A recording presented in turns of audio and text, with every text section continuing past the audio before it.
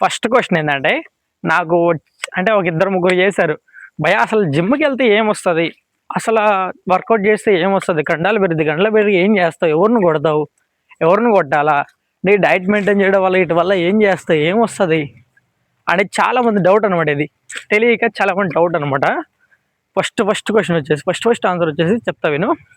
ఇకు ఇక నార్మల్‌గా most of the పీపుల్స్‌కి వచ్చే ప్రాబ్లమ్స్ ఏంటి అంటే ఈ హై బీపీ, కొలెస్ట్రాలు, ఇంకా ఈ diabetes, stress, anxiety, joint pains, back pains, depression and ఇంకా హార్ట్ ప్రాబ్లమ్స్, ఇవన్నీ మోస్ట్ ఆఫ్ ది పీపుల్స్కి ఇవే ఎక్కువ వచ్చేది. ఇవే నార్మల్ పీపుల్స్కి ఎవరికైనా వచ్చేది ఇవే ఎక్కువ.